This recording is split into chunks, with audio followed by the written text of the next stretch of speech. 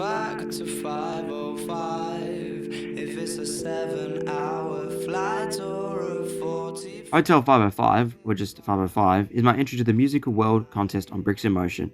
This project was a very long and difficult process, but I'm really happy with how the whole thing has come out, and I definitely think that it's my best music video so far. There was a lot of behind the scenes material, and I thought it'd be fun to document the process of a video from concept to the final export. So when the contest was announced, I had no idea what song I was going to do. It was a toss-up between Radiohead's No Surprises and Arctic Monkeys' 505. No Surprises would have been a facial animation video similar to the vibe of Feel, but it would be a nice, comforting, warm feeling type of video. But I've decided that I would do that one later on, and pick 505, since I already had the idea to make that song and logo long before the contest was announced. So now that I'd settled for 505, there was the actual idea of the video. Originally it was a lot darker.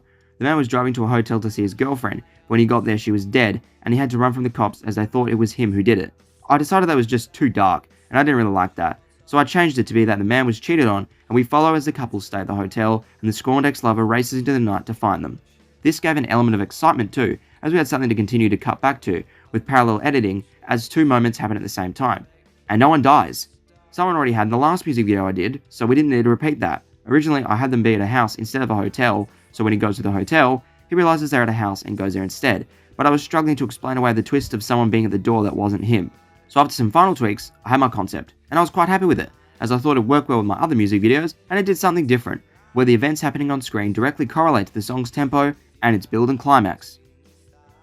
With most videos, I almost never do a shot list or even print the script out, as my imagination is so vivid that I can pretty accurately replicate what's in my head, but for all the past 3 music videos, I had done a shot list, so of course this one needed it too. It took about 2 days to do the shot list as I worked out what works well with the pacing of the song and tweaking things to get it to work as well as possible.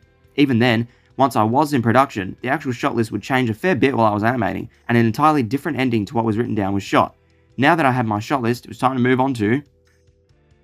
So my set building was something that had been lacking in a few of my videos, but for most of this year, the sets got more and more detail, and my favourite addition of tile floors, which really adds a lot. I wanted the set building in this to really give the video a cleaner look and a more immersive experience, where the sets really put you in the world. I didn't have nearly enough pieces though, so a couple bricklink orders later, and I was set. I took elements off certain sets I had to populate the hotel room and the bedroom. I really liked the dark tan coloured tiles that were popping into my head when envisioning the hotel room, so I bought a bunch of those. I originally had the walls as sand green, but I wanted a more muted colour, so I picked olive green, which is quite a nice colour. Unfortunately in camera it mostly just appeared as sand green anyway, so it didn't really matter. The lighting I had imagined for the film was crucial in making the mood of the film, and it was different to what I had done before, so I did some tests. They were looking promising, but there was definitely something missing. I wanted red and green in the hotel, but they had no real world sense, but they looked really cool, so I sacrificed realism to get a nice looking shot, similar to how I did in Untitled, where the red and blue don't actually have any real world sense, but it just looked cool. That looked much better. After many tweaks and adjustments, I was ready to shoot. The shoot process was pretty smooth to start off with. I got stuck on the first shot of the film because I just couldn't figure out the lighting, but after lots of help from the Discord, I managed to achieve a really nice look that stuck for the entire film. I decided to make a shot dumps project, where I would take any shots I reshot and put them into a project folder so I could look back on them and see the progression. Like here, where I was trying to make it obvious that this car was lighting up, it took 4 different takes before I got it right. Or here, where he leaves his hotel room and walks into a wall, so I reshot it so he walks towards an elevator. Or here, where I have an entire 20-second driving shot that I'll use less than half of and just keep the entire shot because why not? I was making pretty good progress, getting quite a lot done, and then inevitably, the project started to slow down at the halfway point.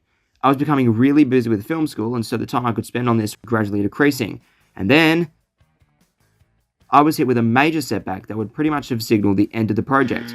Without saying too much, I wasn't sure if I was going to be able to mentally continue, or if I was even physically up to continue. I decided that despite that, I was going to try and continue the film, but it proved more difficult each day, and every attempt to bring back the project was unsuccessful. I was getting quite frustrated at this point, and was ready to throw in the towel, as I'd been working on the same scene for weeks now, but I pushed through, and I managed to smash out over half of the film in less time than I had originally. I was getting my motivation back as I reached the exciting part, and so the amount of stuff I got done was more and more each day. Eventually, I finished the project despite it all, and I was incredibly happy with the fact I managed to do it all with 2 weeks to spare, but we weren't done yet. Now, the editing process for this film was practically non-existent, because that was all done as I shot it. There were a few edits that had to be made, namely taking the 4 separate sections and stitching them together, which was quite simple, and cropping some shots to hide visible sticky tack. Whoops. After all that, it was time to color correct. something I'd only done for Untitled and a couple shots on Feel. I was just adjusting a couple things to make the shots look better or match up to the next one, since things change and it's quite hard to keep lighting continuity sometimes with these big things. I also stabilized certain shots that were a bit too shaky when I shot them originally. Here you can see the differences. I mostly made the image darker, but also put more blue into the bedroom scenes, and took out some of the red or green depending on which color was more dominant in whatever shot in the hotel room shots. In the outdoor scenes, I also made it darker to hide the split in the paper background and to make it less obvious, and to make it look more like night. I'd hit final export, then notice something and change it, so there ended up being 6 final exports before I reached a look I was happy with. At last, I was done! I'd finally reached the final export stage, so I got to making a quick little poster to hype everyone up, and also made a thumbnail too, using a still from the film. I like the colours. And submitted it to Bricks in Motion. At last, I could relax, the film was done. And from concept to the final export, it was a very long process with lots of ups and downs, but I learned a lot and created something I'm truly proud of, and I hope you all like it too. The results were officially announced on 26th of October 2024, and out of the 10 ranked entrants from 25 entries, I placed second. It was definitely the best outcome I could have asked for, considering all I went through to make the film. The winner was Sullivan Manning's incredible Falling Out of Love, Missouri 1967, which is a fantastic film with so many emotions in such a short time. The other top 3 winner was Orbital Lizard Studios' Prey, Blue Smiley, which is a very cool and experimental music video with some very creative imagery. Since I was in the top 3, I was also a prize winner, and I won Dragon Frame 5 with a Bluetooth keypad controller. Thank you so much, Bricks in Motion, as it's not only saved me 500 AUD, but it's also a big motivator to save up for a camera and laptop to fully upgrade the videos. Now to leave you guys, here's some BTS videos I captured explaining the lighting or how I did certain things. Enjoy! Hey everybody, we are doing 505, the vlog. This is the first setup. Actually, this is the second setup, but it's the first room that we're doing. It's 505. So let's explain what we got here, because this is a bit different to most of the stuff I usually do, you know. Sometimes I'm just set it and forget it type of thing with the lights. So the previous shot, there was a window where the light was coming from. That's why those buildings are there, because that was in the previous shot where you could see out the skyline. And I wanted to get that. And I was trying so many different things. So the set was too low, so I had to raise the set because it needed to be level with what I had it with before because of the buildings, and I needed to, so the light would also react the way it should. Speaking of, now we'll do one thing here, and this big difference. Look at how much of a difference that makes. That's what I was using before. So we've got something here, and this is basically a flag. A brick-built flag. And it acts as the window. Well, it literally is the window that we shone the light into to actually get what we should be getting. Because remember, this is coming from a night sky that's coming onto his face. It's a bit high in intensity. It was actually on 3. But that was because I was just showing it for this demonstration. But that's what that is. And so, when you're on that setting there, look at that. That is the look you want to get. So we flag that off. So that is pointing through as a square, and it's more shaped as to how it would on the window. Then we've got this. So I had this overhead the whole time. And overhead still looks pretty good. There's one big thing that it does, and it highlights him. And there's barely any highlight on him, and originally he had a black torso. So he straight up just blended into the environment.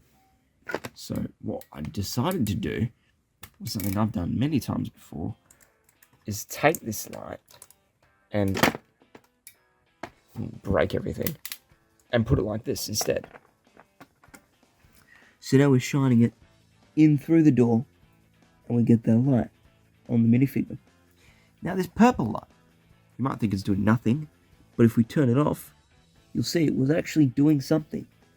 It gives a little bit of light under the wall there as what would be kind of illuminating onto there. And originally when it was really dark, it was just to give it a little more highlight, but it really isn't doing much. And that is shining through the cracks in the ceiling to go down into there. No bounce cards, nothing. You know, usually it gets a lot more complex, but it really isn't like that. And of course, this is all caged off, so there isn't any spillage onto the set where we don't want the light to shine. And this is caged off as well because we don't want any light spilling over where we don't want it to shine. And it's got a ceiling, once again, to keep the light where we need it. And finally, we've got blue tack all on the sides here, and that is to plug the leaks, which would be visible from this side here, as you can see there, because Lego bricks don't always sit flush. So you just get a bit of blue tack and you put it behind the wall, and you should plug the leak. And that took a lot of tries.